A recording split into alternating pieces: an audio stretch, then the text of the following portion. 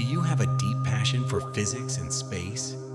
Are you unsure about where to study physics at university? Well then, maybe the University of Leicester is just the right place for you.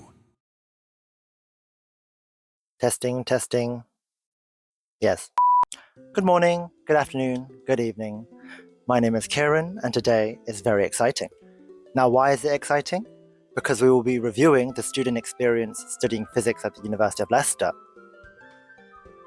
I'm also doing this in a room that is 30 degrees, so if you hear a fan in the background, my apologies. Now, I recently graduated with a bachelor's in physics with space science with a year abroad from the University of Leicester. First class honours. Round of applause, please. Now, recently when I was transferring some of my university documents over to my computer, I realized that there weren't actually any videos talking about the student experience, specifically in physics. And I'm not talking about one of those 1 to 2 minute videos that you might see on YouTube or on social media, nor am I going to give you a 30-minute workshop. Those are all available on YouTube already.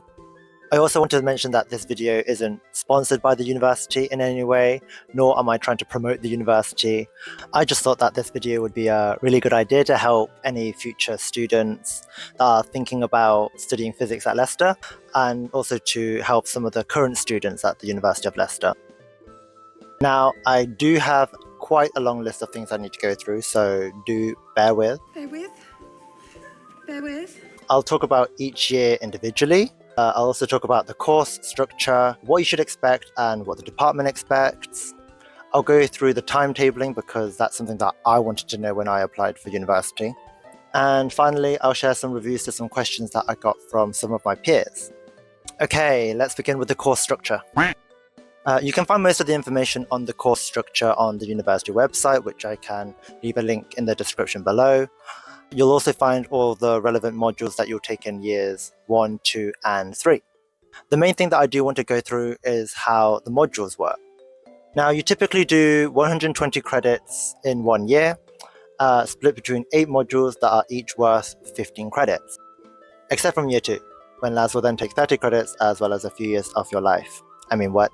The core modules, except from experimental physics and physics skills and professional development, all follow the same structure.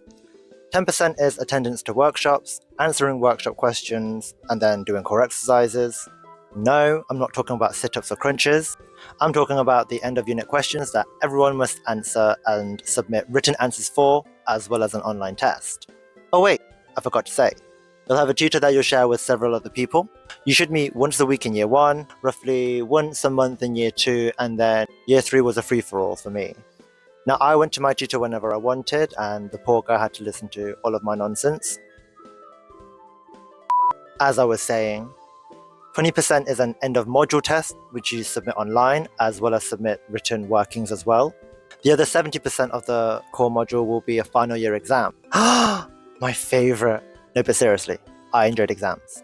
Hate me, I don't care. For me, the exams were quite different because I started in the year just after COVID, and so I had online exams. Then in year 2, they were in person, but we got to take in a cheat sheet. Year 3, I was doing a year abroad in Taiwan, and if you've seen my other video, then I had a wonderful experience. Then for my final year this year, it was back to closed book exams with no form of cheat sheet or online tools to help us. Each core module typically has 3 units, rarely 2 or 4, and after you've completed a unit, you have a follow-up 2-hour workshop and then a core exercise due the week after. I'm pretty sure that I'm not allowed to share any of the content or learning material, otherwise it's over for me. So I'm going to make up my own questions to give you a rough idea. The formatting is very straightforward. You get some questions, you answer them, period. Now I need to mention this.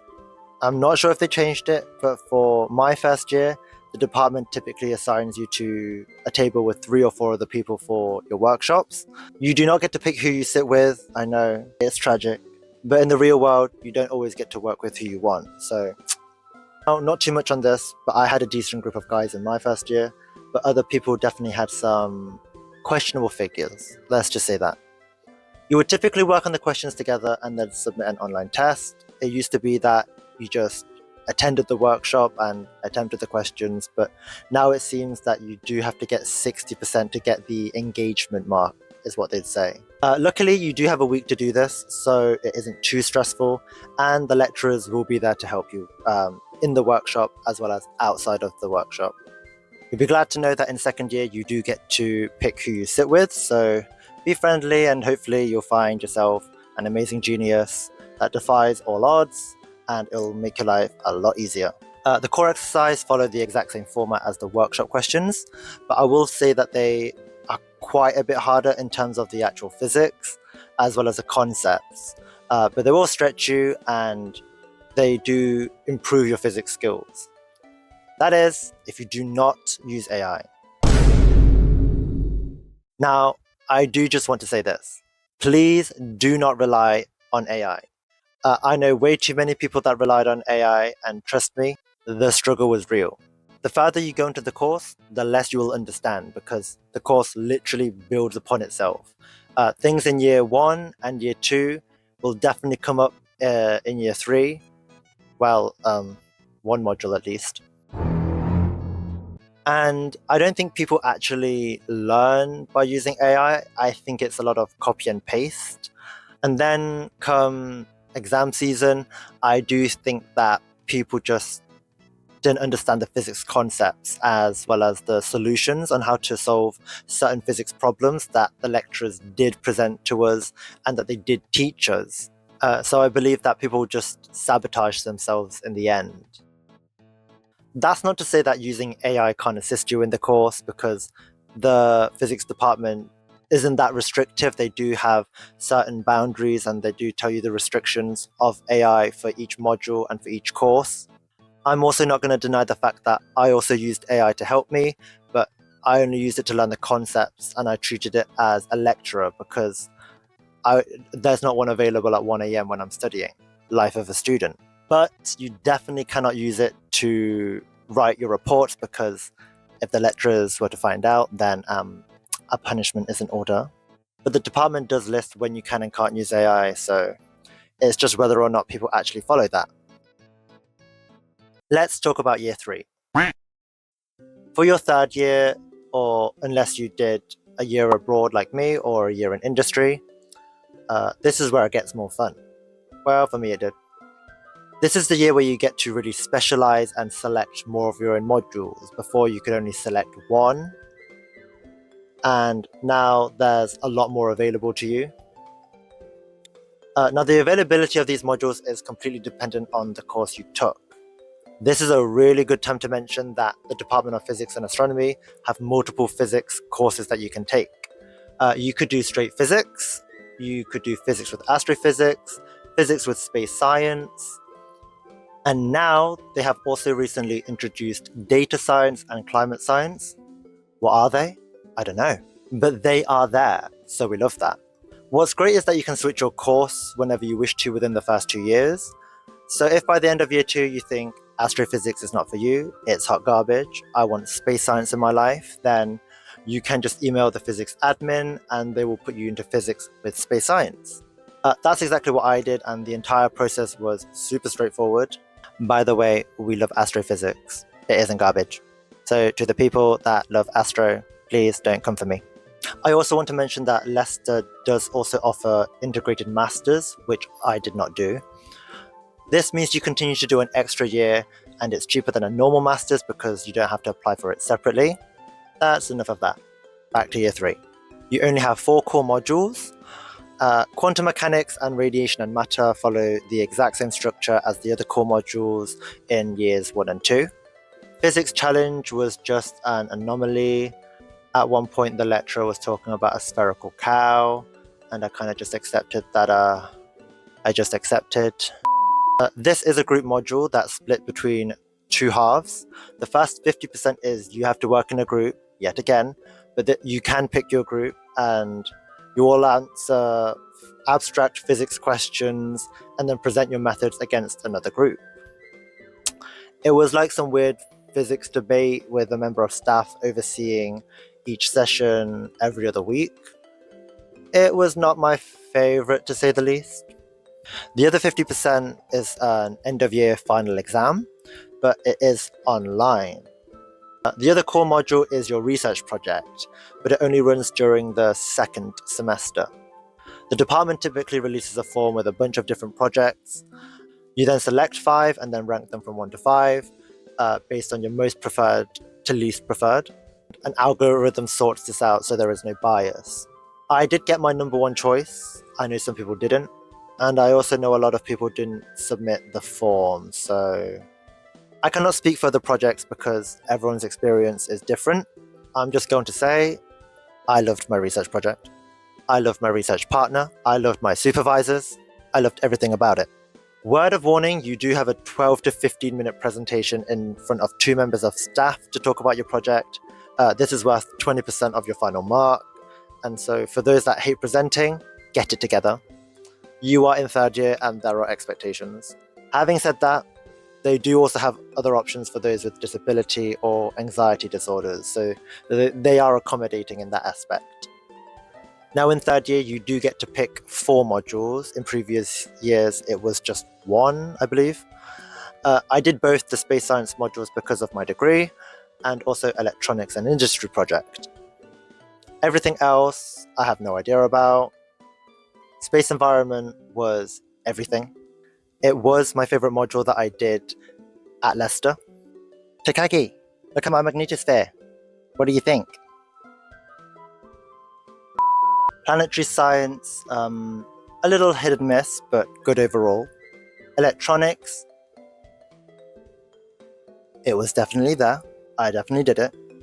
Industry project was absolutely one of the most rewarding modules in terms of future careers and skills. It is a group module, but I had the best group one could ever dream of. I definitely can't say the same for other groups. I didn't touch any of the coding modules. Oh no. No. If you do an integrated masters though, it is advised that you do one of the coding modules, most likely Python, I believe. You also have to apply early in February for the physics in education module. I completely forgot because I was abroad at the time. I can't go into all the details of every module because I didn't do every module, and also I don't really remember what I did.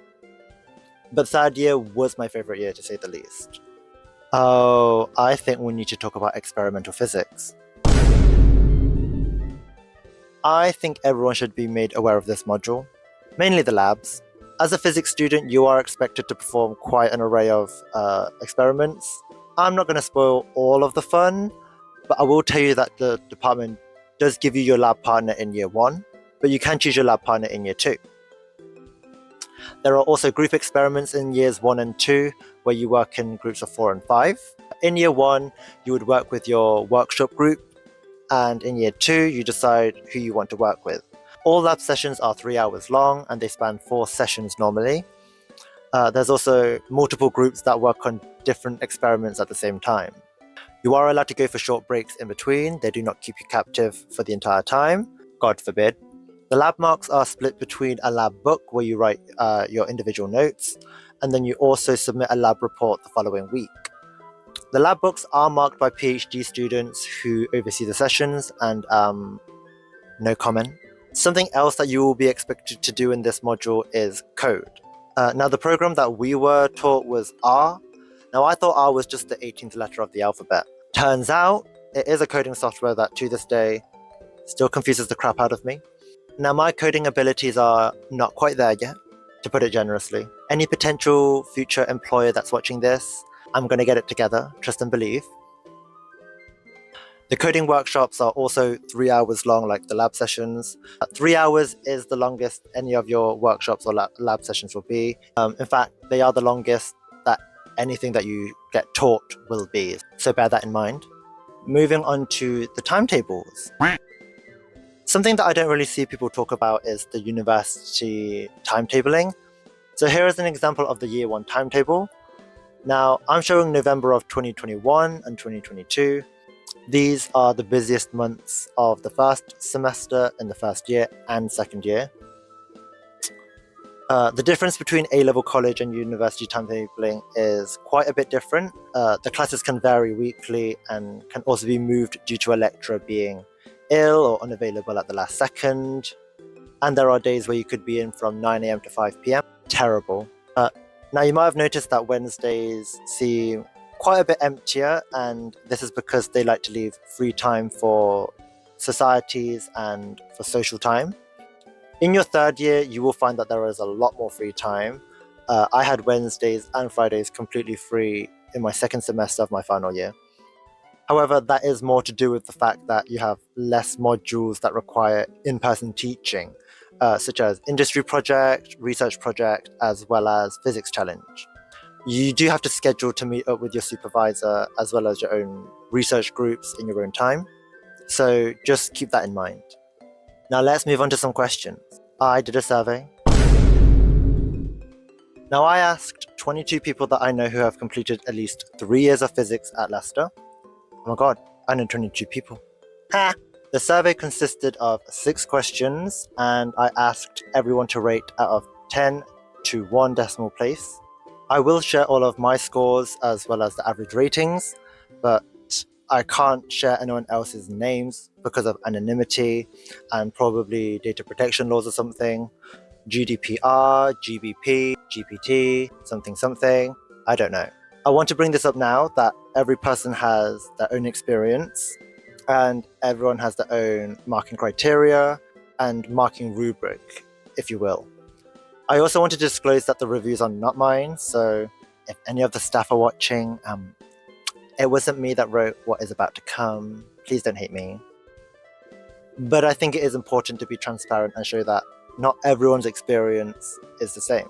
Anyways, time for the first question. How supportive was the Department of Physics and Astronomy? Now, I give a 9 for this question. The highest rating was a 9.5 and the lowest was a 5. The average rating overall was a 7.94. The main consensus was that the department overall was very supportive because of their open door policy. So if you had an issue, you could just knock on their office door and ask for help on any physics questions, or if you had some other small troubles. Having said that, there is no guarantee that a member of staff will always be there. We need to remember that they are researchers and they have their own work to be doing. You can also email them and message them on Teams or just on your email, and most of the time, they will get back to you. In my personal opinion, the department overall was supportive in almost every aspect. Any questions that I had in terms of academics was covered, but in a way that encouraged me to do better and to learn more. It wasn't spoon-fed. Do not expect them to spoon-feed you any answers. Several people did also say that our department was significantly more supportive than other departments would be at other universities, so that's nice. Now for the second question. How enjoyable was the entire course overall? I asked everyone to rate years 1, 2, and 3 separately, and the average ratings for each year are as follows. Year 1 was 7.48, Year 2 was 7.11, and Year 3 was 8.14. And the overall average was 7.57 for the entire course. I found years 1 and 2 pretty similar, and my favorite year by far was my final year. Just being able to specialize and show my capabilities in research was rather delightful. Now, for my wonderful pool of participants, the variations were crazy. Year 1, the lowest rating was a 3. Not too much on this review. I know what went down, and we're not going to speak on that. Interestingly enough, the highest rating was a 10. 10 out of 10. Now, if that doesn't emphasize the fact that everyone has their own experiences, I don't know what will. The consensus was that first year was a solid introductory year. Some comments I received was that first year was a lot of work, but not too stressful. Ups and downs throughout the year. Labs are fun until the report hits. Understandable. Labs in year 1 were not as good/fun as labs in year 2. Fair enough. Good balance of labs and coursework, but I hated the group experiment. Now, year 2 was a little all over the place. The lowest rating was a 4.5, and the highest was a 9. The average was the lowest out of the 3 years, and I think the main reason was just due to the intensity of the lab sessions. Because it is now worth 30 credits, the number of hours we had were wild. The turnaround time for the reports as well for some people during my second year was just a few days. That, on top of all the core modules and coursework, it was a lot to handle. Yes, you get to pick who you work with, and for good reason, because I don't think I could handle that much time in labs with someone that I don't like. But I would say there wasn't too much difference in the structure between years 1 and 2, but the workload, I'd say, felt like a lot more. Moving on to year 3, the lowest rating was a 5 and the highest was a 9.6. Oh wait, that was me, never mind. The consensus here was that third year was the best year, just based solely on the fact that you could select more of your own modules, which is the same reason as me. I personally loved my final year, as I've already said, but here are some comments that I received. Getting to choose the modules I wanted to study really made me enjoy this year a lot more. Lovely. Industry project, followed by a praising hand emoji. I agree. Third year felt great at the beginning, but the end felt like breathing spikes. Oh dear. Anyways, moving on to the third question. How would you rate the quality of teaching? Now, this included lectures, workshops, revision sessions, meetings, and tutorials. The highest rating was a 9, the lowest was a 6, and the average rating was a 7.38. The quality of teaching is naturally going to vary. Some lecturers are masters in their fields, some are just covering a module, some just read off the board, some may make you want to fall asleep, some might use sarcasm and humor in their approach, so it's all dependent on the lecturer that you have. Now, I gave the quality of teaching an 8.7 because for the modules that I did and the lecturers that I had, I found the teaching to be very, very good. I think some reviews are in order so we can see what people really think. It really depends on the lecturer and the type of class. Some lecturers made the lectures more manageable and kind of fun, but in some lectures, it was a struggle to keep my eyes open. Sounds about right. There were multiple times the lecture recording was faulty. Now, we were lucky enough to have recorded lectures, but that doesn't mean they always worked. So just be aware of technical difficulties. Some lectures went too fast and had too much information on them, so I had to spend a lot of time outside lectures going over it again to understand. To be fair, that is technically what you're meant to do, but it is true some lectures had enough content to fill a textbook. This participant said, some lecturers absolutely deserve 10s and teach you things you never knew you would care about in such detail. Others can receive a generous 1. Most were great though.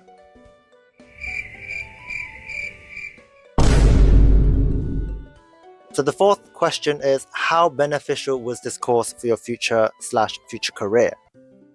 The average rating was an 8.55 out of 10.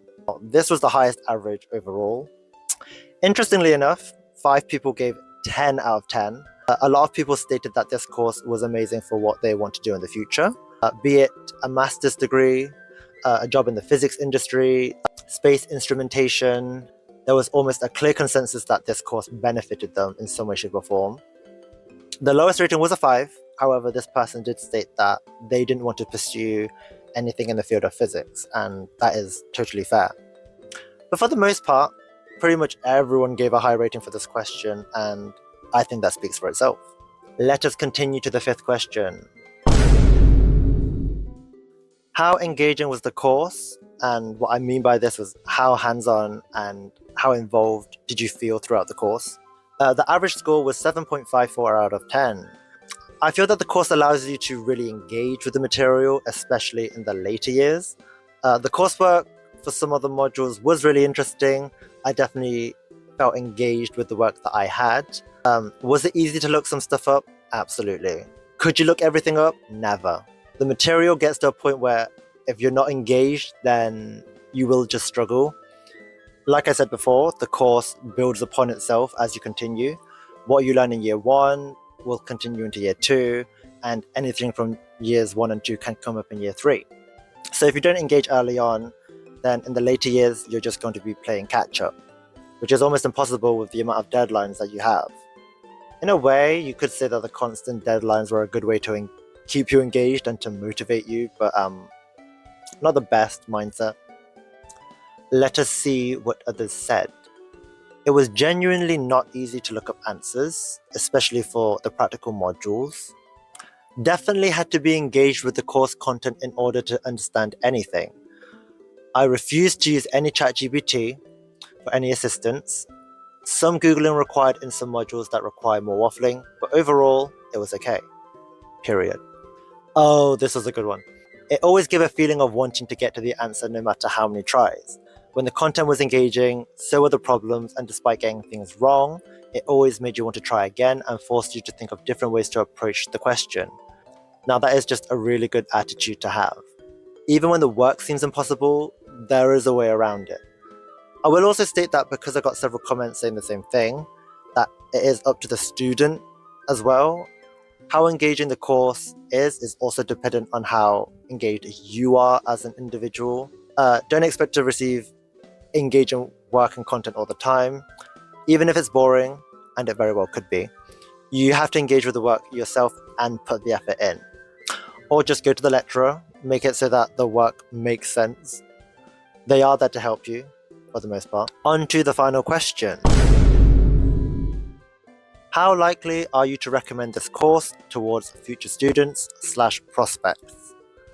The highest rating was a 9.2 and the lowest rating was a 5. The average rating overall was an 8.37 out of 10.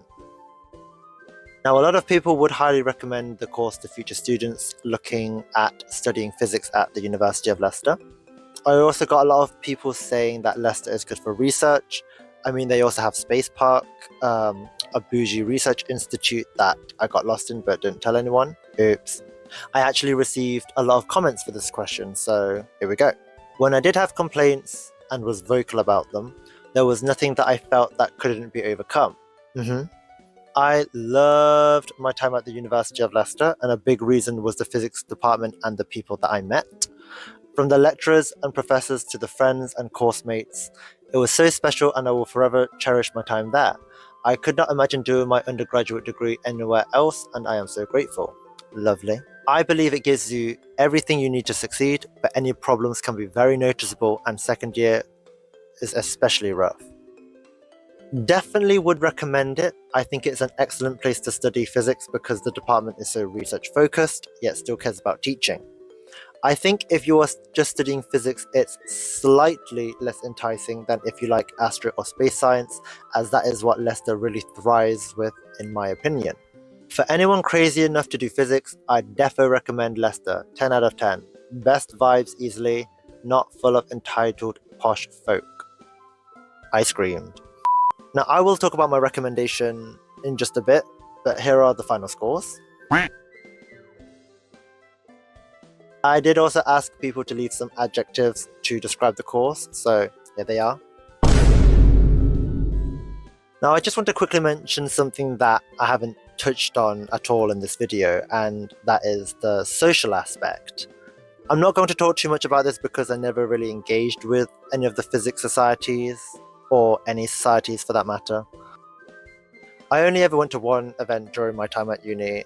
It was great fun though, I can't lie. But the department itself isn't the best place to socialize. The only opportunities you have are in workshops and labs or group work. Everything else is outside of the course, which is why I can't speak on it.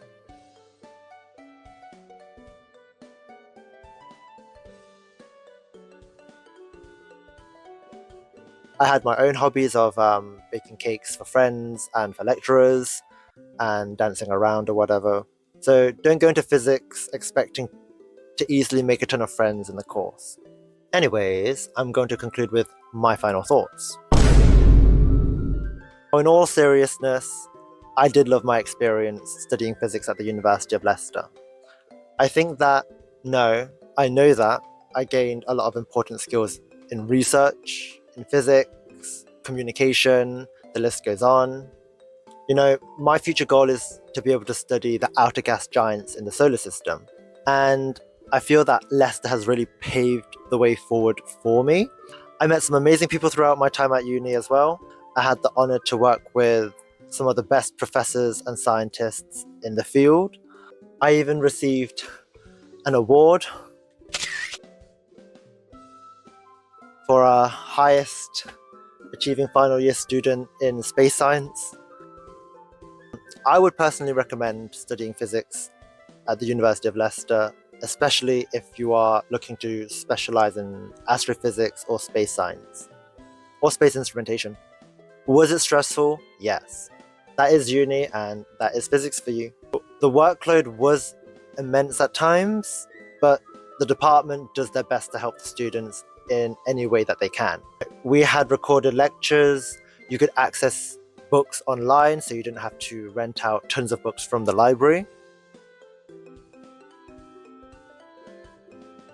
We had something called mitigating circumstances in case you couldn't reach a deadline for some reason, such as sickness or family circumstances. Like it was mentioned before, the open door policy, amazing. It was great if you had any immediate concerns, and I had a lot of concerns. Something that I appreciated was that they would consistently ask the students what could be improved and also how the students felt. And then they would have meetings to discuss, any further improvements. It seemed as though the department actually listened to what we had to say and always tried to improve in any way that they could. Am I saying that everything was perfect? Absolutely not. You never know what people you'll meet in your year or which lecturers you'll have. And there were definitely times when certain people in my course, would make the university experience almost insufferable. But that's life. You got to get over it. I also know that some people definitely did not share the same experience or opinions as I do. That's why I did the survey, so that you could see the different viewpoints and that you shouldn't just take my word for it. But overall, yes, I would recommend the University of Leicester to study physics. If you are motivated enough and you are passionate enough about physics, then there are very few reasons as to why you couldn't and shouldn't succeed at the University of Leicester. Oh my god, this video is going to be long as hell. Well, that concludes everything. I hope you enjoyed the video. I hope this information was helpful. Thank you for watching, and remember,